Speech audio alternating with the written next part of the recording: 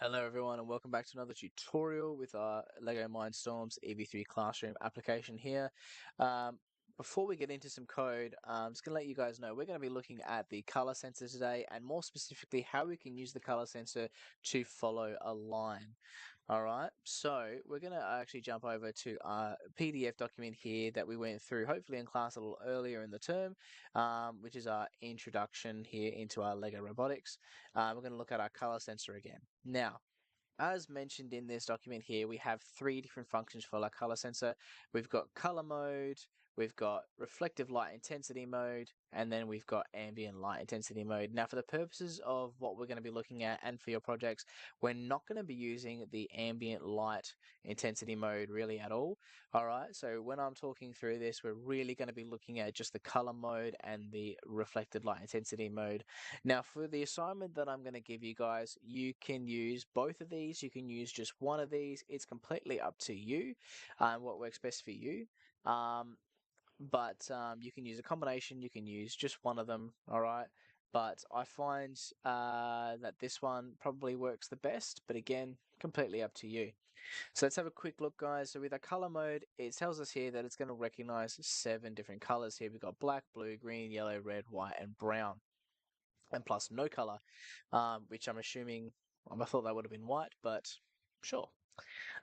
So it's going to recognize all those different colors, and really all that's doing is it's going to reflect the laser upon the color there. It's going to read a value of, similar to the reflected light intensity mode, it's going to read a value of how much is reflecting, that laser is reflecting onto the little lower lens here. And from that value, it's going to determine whether it's one of these colors. All right. So if we gave it like, a lavender rather than a really deep purple, okay, it might struggle to determine whether it's fitting within the blue, or even the red, depending on the shade and the color. It's going to struggle to determine which color's what, okay? Which is why I tend to prefer to use the reflected light intensity mode, because then you're actually getting a value that you can use in your code. So you can basically look at any color, all right? But anyway, we can use our color mode to detect different colors that are listed, and then upon detecting that color, activate code to do something else. All right, so if it detects the color green, for example, we might want it to reverse rather than go forward. Okay, so we can tell it to do that based on the color that it detects.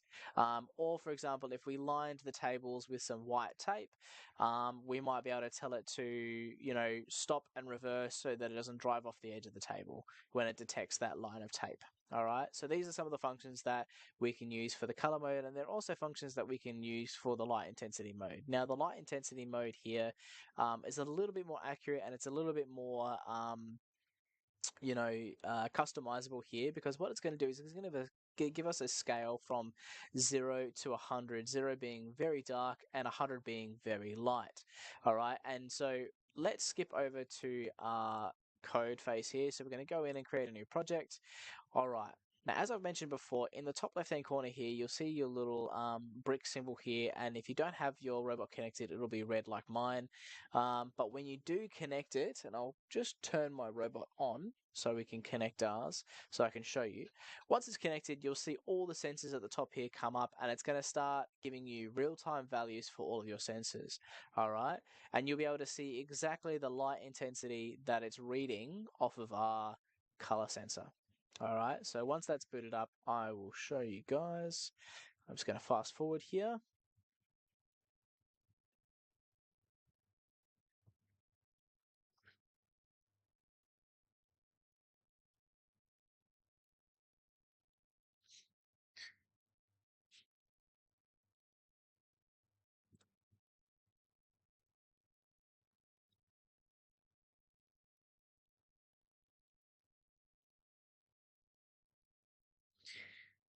Okay, so I have my robot connected now, and now you can see we've got all of my sensors that are lined up here, okay? And so it's telling me here, this is our color sensor, that it's giving me a number from 0 to 100, so it's giving me 38% on the light intensity there. So it's quite a low number.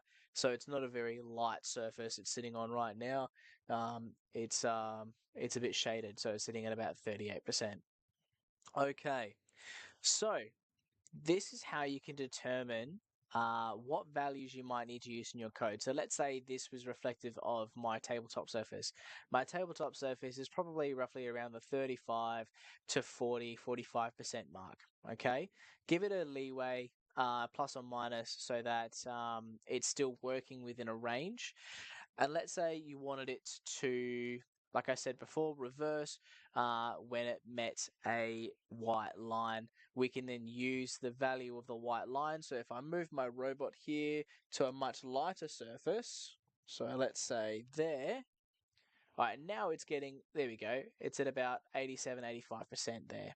All right, so now I can tell it when it reaches a value between 80 and 90, I want it to do something in response to that.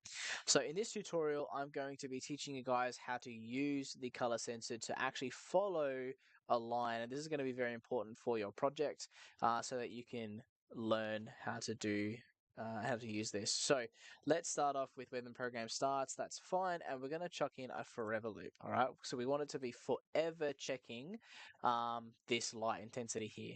All right. And then when it meets a certain mark, we want it to do something. Okay, in order to get it to do what we want it to do when it reaches a certain value, we are going to use what we call an if-else statement. Okay, so this if-else statement basically reads as, if this little block of code here is equal to true, so if this is activated, then do this. Otherwise, or else, do this instead. All right, so if this is equal to false, skip this line of code and do this instead. Or if this is equal to true, do this and skip the bottom part. Okay, so it's going to do one or the other based on the criteria that we give it. So we're going to put this inside of our forever loop here, and we want it to be checking our light intensity. So we're going to go down to our sensors, we're going to drag our if reflected light intensity is greater or less than, we're going to drag that in there. All right, and like I said, we've got greater and less than, and we actually have equal to as well. Now, equal to is a very specific value, all right? We're probably going to be using either greater than or less than 99.9% of the time, all right? So, keeping in mind, the lower the number, the darker it is, all right? And the higher the number, the lighter the red value is, all right? So, with our tables being quite a dark grey, all right, and we're going to be using white tape to, we're going to use white tape to detect what we want it to do. We're going to say if the reflected light intensity is greater than, so crocodile teeth facing the greater value, all right, is greater than this number here, then do this, all right? So let's say this 34% here is our table, and then when it recognizes the white line, all right, so I'm just going to pop some white tape underneath my sensor here. All right, so now you can see it's jumped right up to about 70%, okay? So let's use that value there. So let's say our tape is around 70%. When it is greater than, let's give it a buffer of about 60. All right, so it's hovering around the 68 to 70 to maybe just over 70. So we're going to say when it's greater than 60, we want it to do this. Otherwise, do something else. So what we want it to do is, let's see, we're going to start moving at, we're going to use this block again, start moving at, and we've got 50% speed here. We're going to drag this into here. Now, what we're going to do is we're going to say 20 and 5. What this is going to do is it's going to turn the robot. So this is our left wheel, this is our right wheel. If this is going at 20% speed and this is going at 5% speed, all right, the left wheel is going to be going faster and our robot is going to be starting to turn right. Okay. What this is doing is when it detects that it is greater than 60, it's going to turn right. And what we're going to do is we're going to do the exact same thing underneath, but we're going to reverse these values. We're going to make 150 and 120, and this is going to make it turn left. Okay. The way this works, and I'm going to put up a video in the bottom corner here in a minute to see how this works. All right, so you can see. is it's going to be forever checking whether the value is greater than 60 or not. If the value is greater than 60%, all right, so if it detects the white line, it's then going to start moving and start turning right a little bit. All right, slowly but surely starting to turn right. If this value changes, so then it's going to do this, it's going to skip this and it's going to go back up and check again. If it's turned off of the line, so it's turned too far right and now it's now less than 60, it's going to skip this and turn left. And so what's going to happen, and you'll see below in a minute, that it's going to continually be hovering over that line. So it's going to turn off, it's going to redirect back on, turn off, redirect back on, and so on and so forth. And that way we're going to get our robot to follow the line as it goes. All right. So as you can see below, I'll put up the video here now. The robot is following the white line, going around in this hexagon shape here, and it will do one full lap before I stop it. All right, and you'll see that there.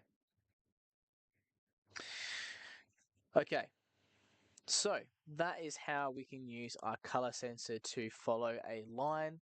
We can use any colored line, any value, any tabletop. All right, ideally we want to be using either a light tape on a dark tabletop or a dark tape on a light tabletop. Okay, we want that contrast so that we can clearly determine those high or low values for it to follow, so that it doesn't get misdirected there. Okay, I hope this makes sense. Give this code a go and then see how you can apply it into your assignment. If you have any major questions, don't forget to ask or email, and I will do my best to answer them as soon as I can. All right, best of luck, guys. Enjoy the rest of your day.